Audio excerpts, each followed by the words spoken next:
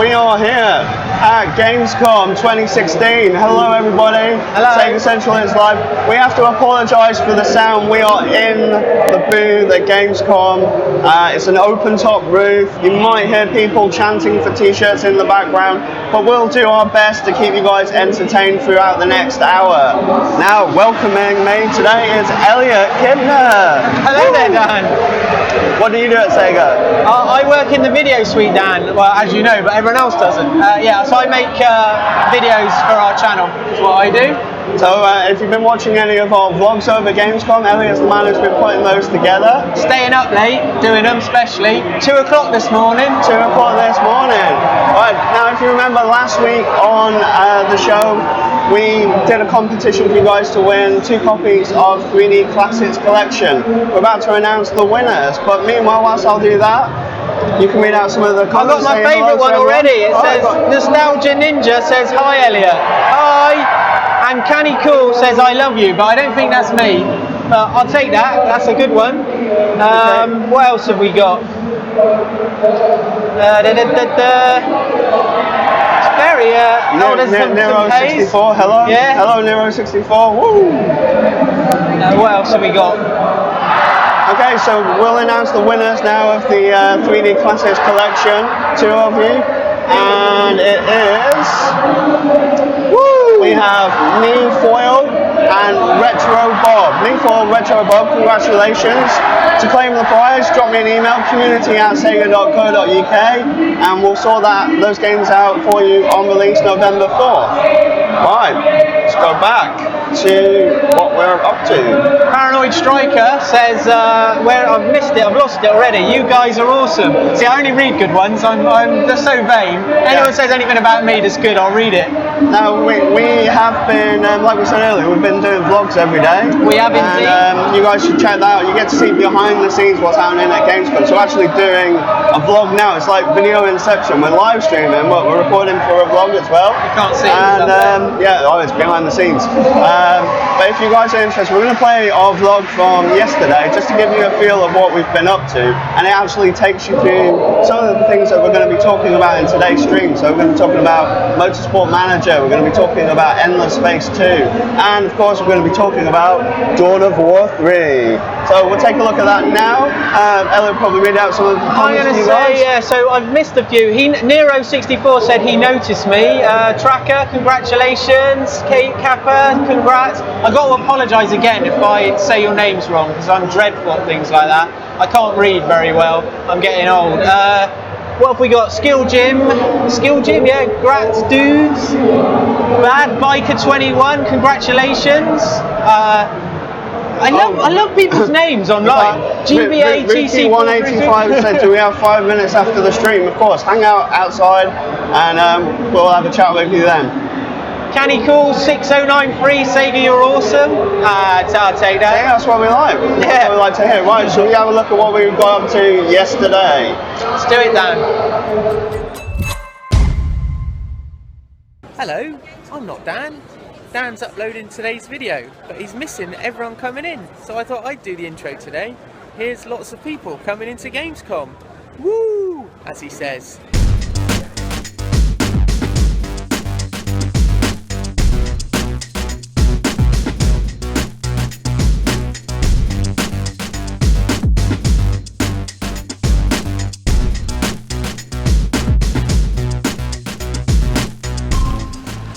Gamescom Day 2, just finished uploading the vlog from Day 1. Hope you guys enjoyed that, and we're going to show you more from 2. We've got some awesome things lined up for today, so talk to you soon. Bye! Woo!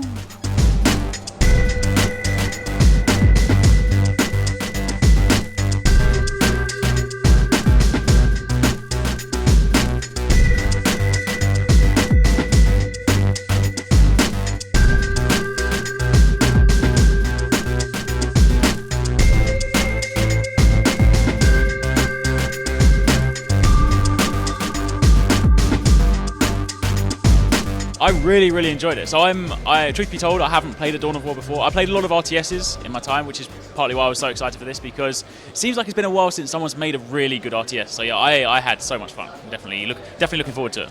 We saw the game back in May and it was very, very early, and you can see that the polish has been put on. Particle effects have been toned down a bit. You can kind of see what you're doing a bit more. Big armies, big kind of battles, and lots of explosions and stuff like that. It's war.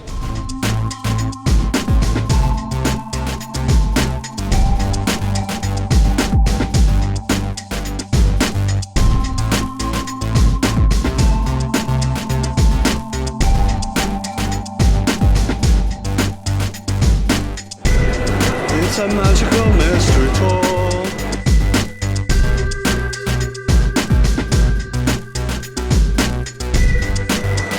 We made it to normality, civilization. Well, that was the end of Gamescom Day 2. We've had an awesome day. Make sure you tune into the live stream to see what we got up to today. Woo!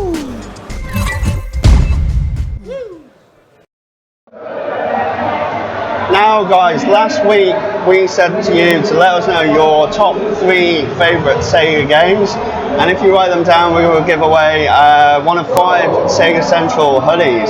So these are some of the people that won those hoodies. We've got Sonic Wind Blue, Home Band, Twig 6 Pack, Adversary P, and Red Arms. Congratulations to you guys. So, round of applause. They've done well. They've done very well. I'm very impressed by them. They're very nice as well, those Sega Central hoodies. They were redesigned, if I remember They were redesigned. We put a nice bigger white logo on the back there, which was very nice. pretty cool. How's everyone doing in the comments? What did you guys think of our video? They've been going mad. I can't keep up. I'm very slow and old, so I'll have to apologise. I've seen one straight away. Speed of Sound 123. Nice video, dudes. I like that. Tracker saying once again, congrats to the winners. Nostalgia Ninja enjoyed the blog. I love you. Congrats, Nero64. Congrats, Yeah. giving some congrats. Yeah, Skill Gym as well. it's good. It's lovely to see. Lovely to see. There's some other ones I can't read, but you know, they're good. They're good all the same. I like them. It's very good. Congrats to Derek. See, these names are awesome. Derek Pagels, congrats guys. Shall we take a look at some of the latest Sega news? Because we actually had some pretty big news back at home on Wednesday. We did indeed, Dan. Do tell me and everyone else. We had Football Manager 17 has been announced, and the action kicks off on Friday the 4th of November, and we're going to be taking a closer look at everything Football Manager in future live streams. So more on that to come, but if you want to find out more, head over to footballmanager.com and you can pre-order. Woo! Get on that Football Manager. Quality game. Now we're here at Gamescom and we're on the Dawn of War 3 booth live in Hall 9. So if you're here or you want to come here, come to Hall 9, come early because there's been quite some big queues. Yeah, we have a sign on the door over there that says that they hang up. So it's got waiting time 4 hours, waiting time 3 hours, waiting time 2 hours. They've just had to change we've only had to use up to 4, but they've just had to make a 5-hour wait time. And despite the fact that means it'll be closed at 9. Yeah, be close. Right, so yesterday, talking about Dawn of War, we got time to talk with Brent Disbro, the campaign lead at Relic on Dawn of War 3. And we asked him some questions for you guys, like if you're fans of Dawn of War 1, if you're fans of Dawn of War 2, or if you've never played Dawn of War or RTS before, you know, what's in it for you, what's new for you, what can you get excited about? So let's take a look at that now, and we'll come back to you in about 5 minutes time. So I'm here with Brent from Relic. Hello.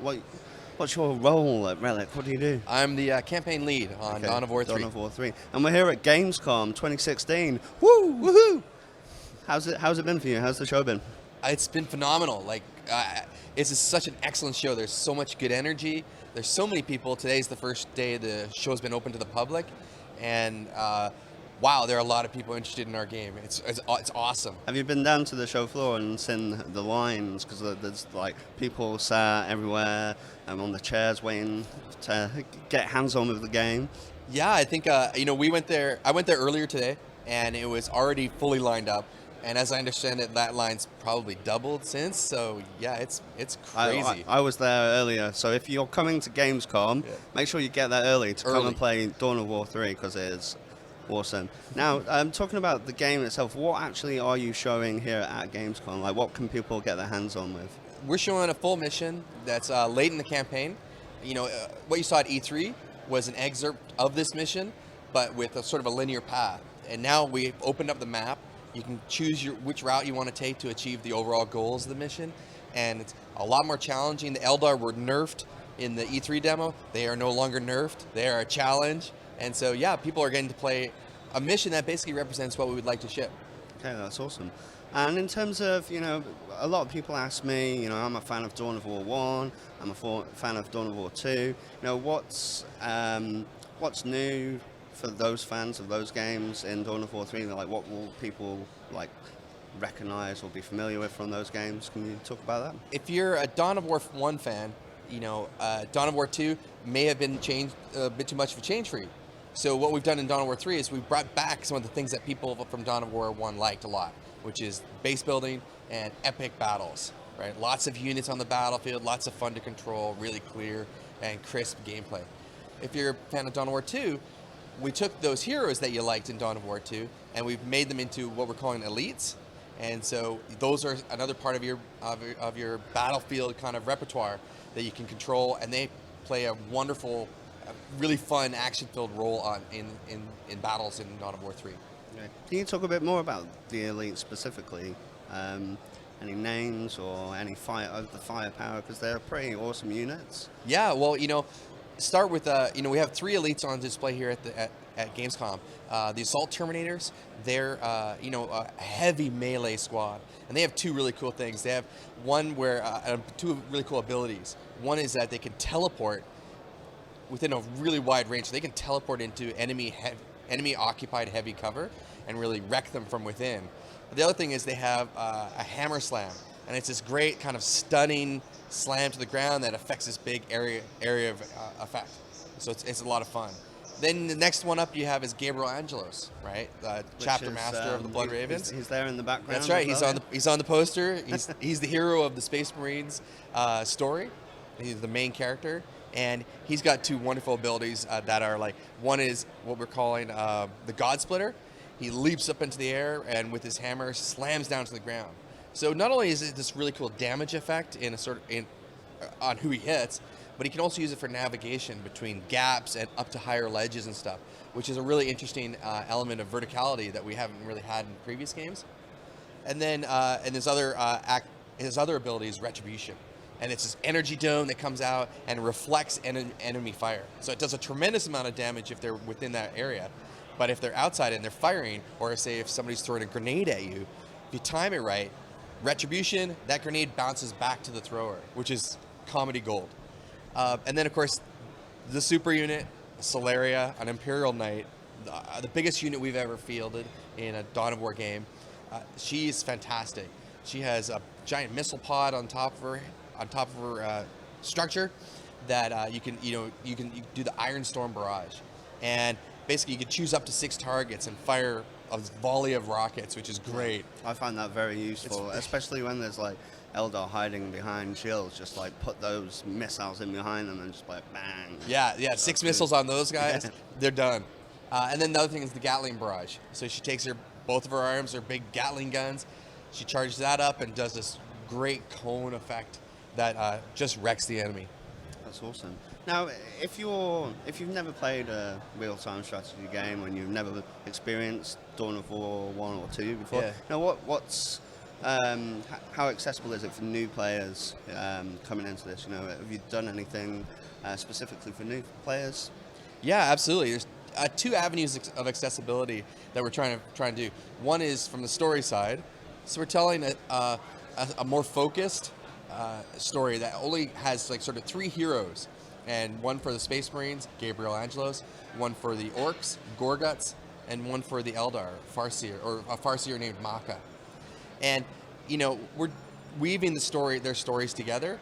So mission 1 you play as Space Marines, mission 2 as Orcs, mission 3 as Eldar, and you sort of bounce between those perspectives over the course of the campaign. The other thing we're doing is is from a mechanics side, from a gameplay mechanics side, we're staggering the introduction of mechanics. So I wouldn't say by any means that this game is simple. You know, accessibility to us hasn't meant dumbing it down or making it simple. It's just been like, how do we roll the mechanics out to players so they're not overwhelmed? And so, you know, as the campaign lead, one of my goals has been to like introduce those mechanics in layers over the various missions. So it's probably by the time you end the 4th mission or 5th mission, you've sort of experienced the wide range of mechanics and you feel like you're in a confident place. But we don't throw those all at you at once. Okay, that's good to know. I'm sure the guys back at home will be enjoying that. Hope so. And I noticed behind you've got a very impressive like tabletop setup. Is that to occupy you between between the hours in the day, or just have you been sat there painting it? Yeah, well, you know, when we're not super busy doing all these interviews and stuff and talking to people who are super interested in the game, we've been playing around with this a bit. Well, playing around in that we look at it a lot longingly. You know, it was made by a local shop here in Cologne. They put it together for us. They did a fantastic job. But yeah, it's a really nice piece behind us. It's a great diorama. Awesome. I think that's all we have time for. So, okay. Thanks very much. Thank you for having me. Thank you. And if you're attending Gamescom, make sure you go to Hall 9, get there early, and play Dawn of War 3. Yeah. Woo. Enjoy yourself. And we are back. Woo! What do you guys think of Dawn of War 3? That's very cool. Looks amazing, absolutely amazing. We've had queues here of about 5 hours to play it, so I can't stress it enough. If you want to play Dawn of War, make sure it's the first thing that you do if you're interested. Yeah, it looks awesome.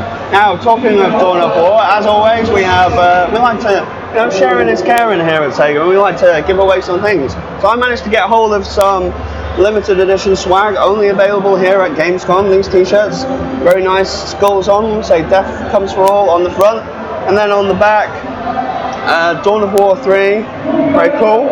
And we've got 3 of these to give away, a Dawn of War lanyard, and maybe a mystery extra prize as well. Woo! Chance of winning one of these t-shirts. All you have to do is just leave us a comment, say t-shirt please Dan in the comments for a chance to win. As always, winners will be drawn at random from all eligible entries, and winners will be announced on next week's show. You have until Tuesday at 11:59 PM British Standard Time to enter, so make sure you leave a comment. Also wait until after the stream, like come back, leave a comment there, because sometimes the comments don't always come through afterwards, okay? So that's how you want to enter to win one of these. We'll remind you as well on Twitter afterwards. Right, what else have we been up to? We've been busy is what we've been done. What haven't we done? We've spent a lot of time walking around, I know that much. We've been running around, we've been here, there, everywhere. I can't get over this place, how massive it is. I've been to E3 and I've been to Tokyo Game Show, I've been all over the place. But I swear to you, nothing is like this. It is rammed wall to wall people. I'm not exaggerating. And to walk anywhere, what would normally take you say 5 minutes can end up taking you 30 minutes. It's so busy. But that's great. Yeah, it's good. And one of the highlights, I guess, for us whilst we've been here is talking to one of our new studios, Amplitude Studios, who are also here at Gamescom, and they are doing behind closed doors of Endless Space 2, which looks phenomenal. And we had a chance to catch up with Roman. Good French. So yeah, we caught up with him yesterday to kind of introduce what Endless Space 2 and Amplitude Studios to the SEGA family. So we're going to run that now, and then we'll come back to you and see what you guys think afterwards. Woo! Hey, so I'm here with Roman from Amplitude. How you doing? Good, and you? Very well, thank you. Now, welcome to the SEGA family. Thank you. Can you tell me a little bit more and tell the fans a bit more about Amplitude and the games that you guys work on? Yeah, sure. So basically, Amplitude was founded like 5 years ago with Mathieu Girard and I. So we were big fans of 4X games, you know, and we were waiting for the next 4X to come and waiting, and it was never coming. So when we got fed up, we said, okay, you know what, we'll make it. So, but we realized we couldn't make a 4X because we had no idea. We knew how to make games. We've been in the industry for a long time. We made like strategy games, shooters, all kind of games, but never a 4X. So we'd say like to say, okay, can we need to find a way, we need to attract people who know them very well, and we'd say to create like the games together system, that would really encourage people to come up with us very early on and actually play the game of creating the game, basically. And that's how actually they kind of helped us and taught us how we could make a 4X game. And with that, we developed like Endless Space 1. So very quickly, quite a few people joined us, and a lot of veterans, and then we have a lot of very young guys, who were really into games, not necessarily 4X, but got into 4X with us, and then and the Space came out like 3-4 years ago, and we really were amazed at the reception that the game had, because for our first game we were really scared, and now we have over like 1 million players, like 1.1 whatever. We're expecting like lifetime, like 65,000 players, and it was like wow. So really grateful for that, and that allowed us like to really focus very much on our next games. One, just for fun, so we could do a game just for fun. It's amazing, just for fun. Dungeon of the Endless was like a crazy experiment we wanted to do it because we're all playing like roguelikes at the time, and one day we got a bit too excited, and we realized, okay, that's the roguelike we should make, and what was funny is like the day after, everyone on his side was working on a prototype, on a document, and suddenly I worked on it, it's like, oh really, it's like so cool. So we decided to work on that, like maybe after a week, we went into production. In my whole career, it never took 1 week between start of production and the first idea, so it was amazing. But that's also the pleasure of being like a small studio, and I could be able to prove that. So and then we worked on Endless Legend. Endless Legend was a very old dream. How can we make fantasy, medieval fantastic, a kind of 4X game, and to make medieval or fantasy people evolve over like hundreds of years, how would it look like at the end, what challenges will they have to face, and by doing that we learned so much more about 4Xs, that's by the end of that was, hey, what, now we are like 50 people, now we really know a lot more about 4Xs. Maybe we could bring all that knowledge, back to Endless Space, and that's when we decided to go back with Endless Space 2. And talking about Endless Space, we're here at Gamescom, and you guys have got Endless Space 2. Can you tell the guys back in Europe or not attending the show what you guys are showing off during Gamescom?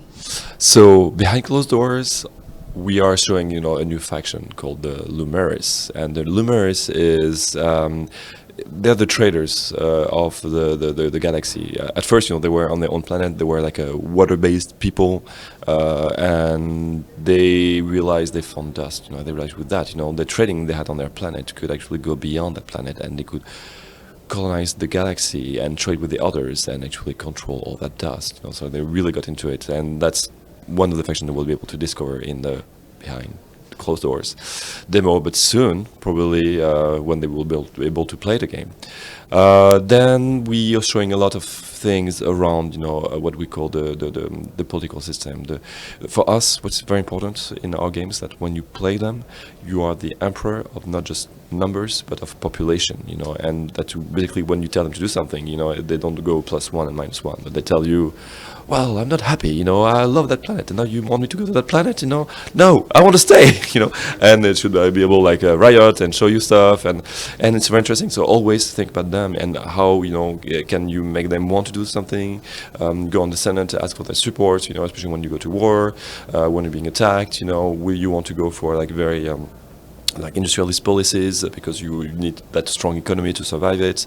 We don't want to go for like a really strong like army, and you will want to have your support and behind your army, particularly in the population.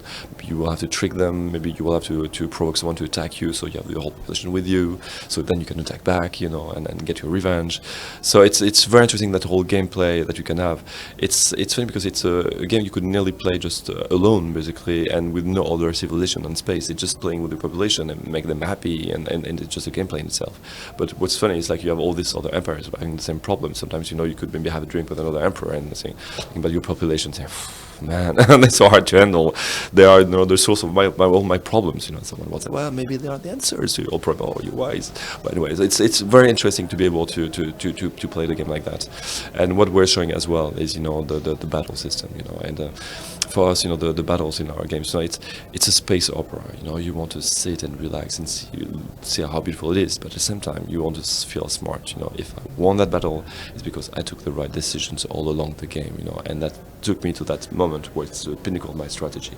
So you'll be able to really direct your fleet, give them the orders before the combat, so you really can see how it unfolds, during the battle. And we're very happy with this, and we have so far. Sounds very exciting. Is there anything like early access available for players coming? So eventually, in September, we really hope that you can play the game in early access. But right now, we're playing the game with our core players, and they are the ones who will be able to tell us if we're ready to go in early access. So if you really are eager to play the game in early access, let them know. Okay. Thank you very much for joining us here at Gamescom. You heard it here first. Woo!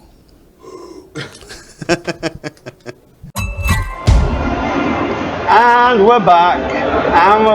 What did you guys think of that? Me, I could tell you, I thought it was amazing. I'm really excited to play in the Space Thing. I don't know about you guys, it looks amazing. I love space operas, I love 4X strategy games. They're so passionate as well. We went for a meal with the guys that are working on the game. And I'll tell you what, they are so passionate about it. Not everyone's passionate about their games. But they really were. They were so really into it. It was lovely. It's really refreshing to see. It's going to be a corker, I think. It's going to be awesome. Now, what do you guys think in the chat? There's the Sonic Show, giving a bit of woo.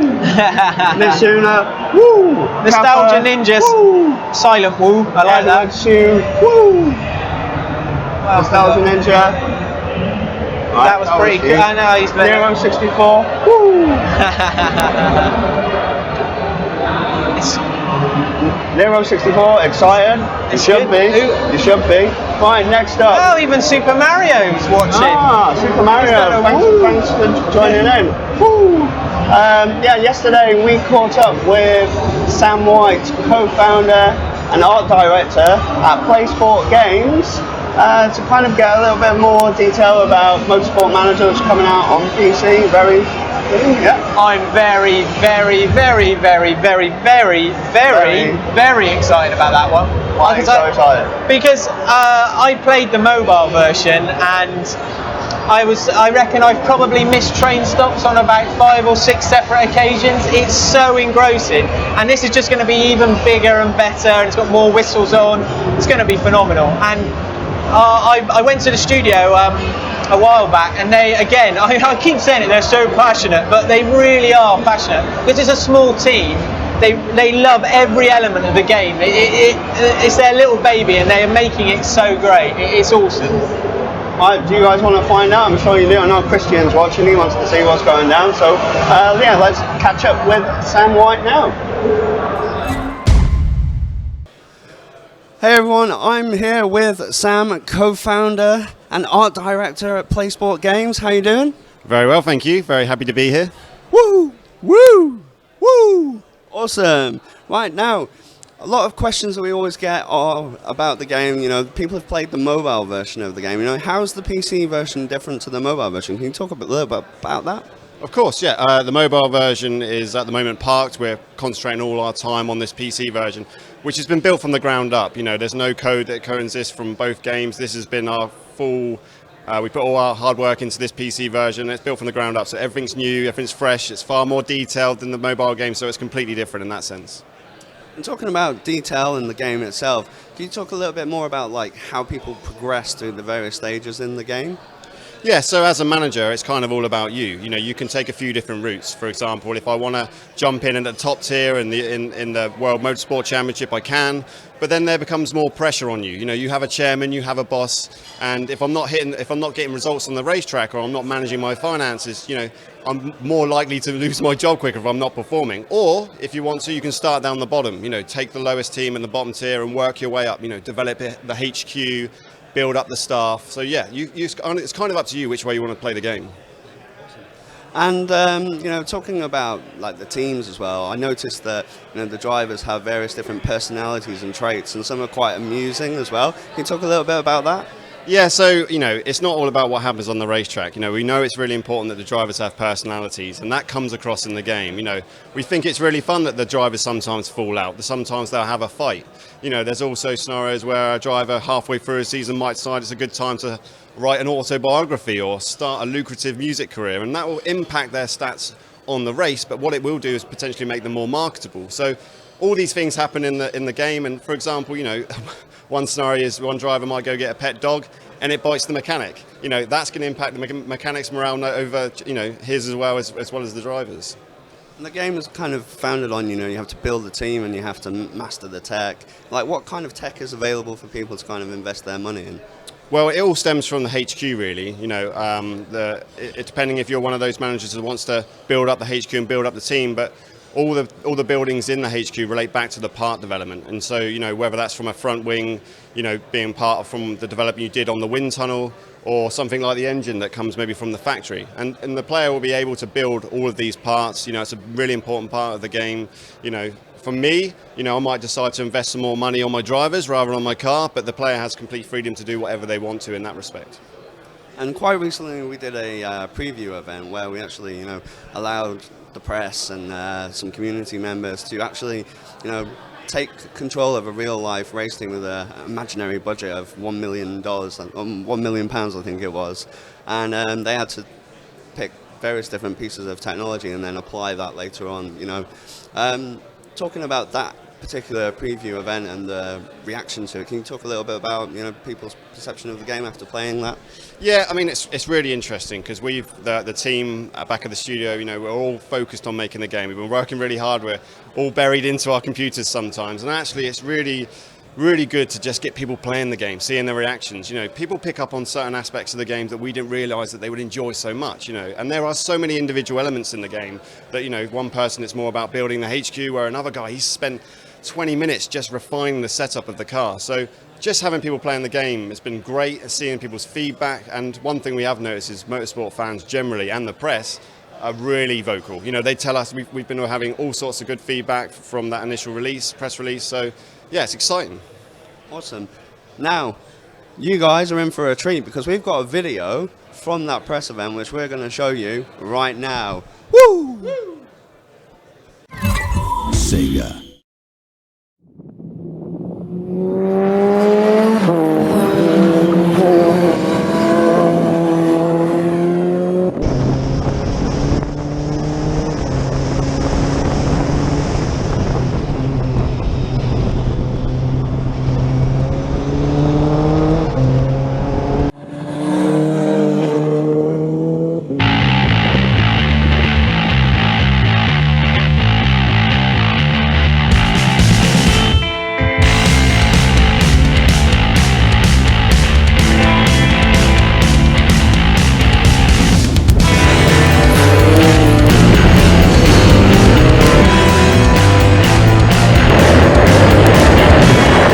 We're here at the Bedford Autodrome for the press event of Motorsport Manager, where two teams consisting of both press and community have a budget of £1 million to spend on upgrades. Will they build the right team, master the tech to ultimately win the race?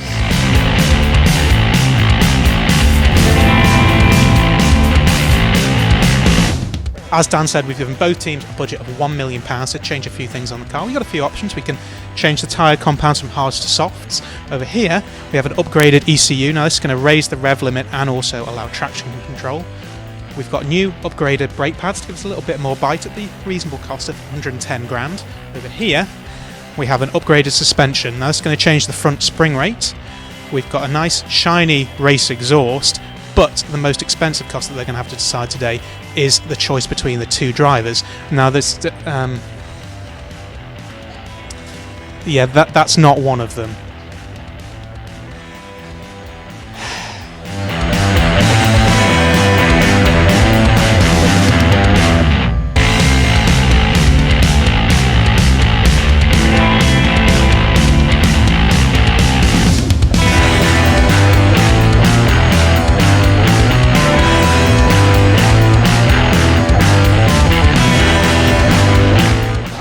Resist having a little sit in a Formula 2 car. It's a bit tight in here though. It's been a really kind of fresh experience, something that's not really out there in the platform that, you know, on PC, and I think it's really exciting. Being able to change things mid-race, you know, is quite exciting. You really do feel like you have got control of what you're doing. You may well choose a decision that gets you first, or it might get you 20th, so yeah, it's exciting. It's so in-depth and there's so many little things, like tiny details, but then it's still light-hearted. If you've got all the traits of the drivers, which are just hilarious. Some of them, like some of them are party goers, some of them like to meditate. So it doesn't like sort of put off like new players, like so it can sort of bring them into the game. Obviously, it's very different to a lot of racing games where you're actually driving, but the fact that you're the team boss, you make all the crucial decisions. It's quite fun. So much going into it as well. It's really, really technical, which stands out.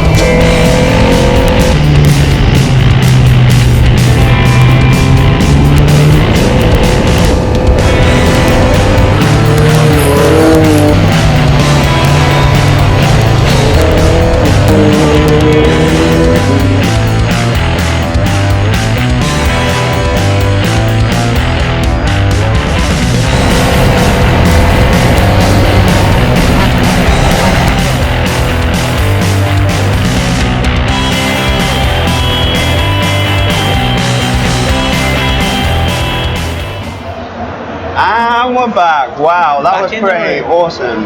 Awesome game. Awesome game. I can't wait to play it. I was a little bit sad when I was struggling to get out of the race car, thinking I'm never going to be a race driver. One of the perfect ways of getting involved in motorsport and Motorsport Manager is I'll get to experience what makes an awesome team. You look good getting in and out of that car. Yeah, you should have seen me getting out of the faster car.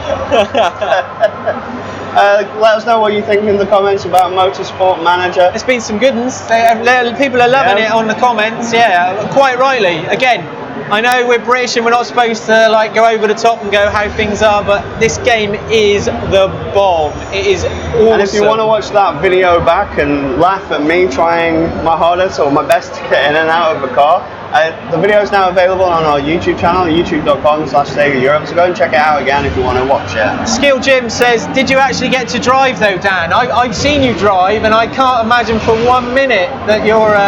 think of driving Miss Daisy, that's all I'm saying, driving Miss Daisy. Those cars aren't built for people who are 6'3" and a little bit larger than the average man, let me tell you that, so no, I wasn't allowed to drive it. I think I need to shrink a little bit to fit in there. Like my dreams are squashed they are. Oh. Right, now it's the moment some of you have been waiting for. It's Ask Sega, where we answer your questions. If you've got a question, let us know in the comments, or you can always use Twitter and the hashtag AskSega. Now, last week at the very end of the show, we were reading through some of your comments, and someone called John Blair wanted to know what is the status of our plans for PC ports. Well, John, and everyone else tuning in, we've got a plan in place for PC ports, which is already in full swing. And that started off back in 2013 with Typing of the Dead. And since then, we've released Valkyria Chronicles, Sonic Lost World, and we have a whole list of titles that we'd love to give the PC port treatment to. And we are currently working on some projects that we'll be able to talk about soon. But when we port to PC, we need to make sure quality is retained and that the game is perfectly optimized for PC. And this obviously takes time. We'll probably never be able to release all the games that you guys want as quickly as you want them, but rest assured, as Sega fans ourselves, we're working very, very hard to give you at least some of the things you've been asking for. Now, I hope that answers your question, and yeah, all I can say is stay tuned. I was going to say I kept very quiet there for the reason that I've seen so many cool things in our office that one day, you never know. One day we'll be allowed to... We are listening. There are people, if you don't think that we're listening, I swear to you, I've walked around and gone, oh my gosh, when's that coming? But again, when they're only testing things, I can't say we'll get in trouble, but we are listening. The Sonic show says, why is Sheridan so awesome?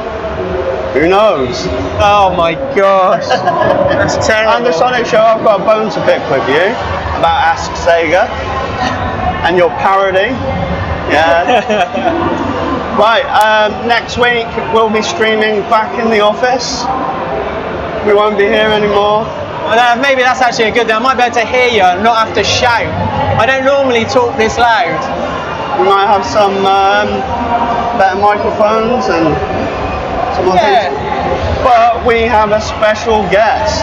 We do. He walked in. I saw him come in. I was like, who is this guy? We have maybe a girl. I don't know. We have a special guest on the stream. Should I do a drum roll or something like that? Or I could go like... I think we should. I think we should bring him in. Come on, Rookie 185. Woo. Here he is. Here he is. If you come in here. That's Rookie. Woo! Yes, like he made it. Thank you. Do you want to come in and be in the middle? Come and sit in here. Be here for our sign off. Let me take a picture of you and I'll put it on Twitter. A Twitter thing. Yeah, thank you for everyone who's following me. I'm getting loads of followers. It's awesome. Ready? Everyone smile. Woo! Yeah, thank you for all my new followers. Well, thanks to everybody who tuned into our Gamescom stream. I hope you all enjoyed it. And before we go, let us know what you thought about the stream in the chat. Say nice things. Yeah, say nice things, please. You can say bad things about Dan, but nice things about me.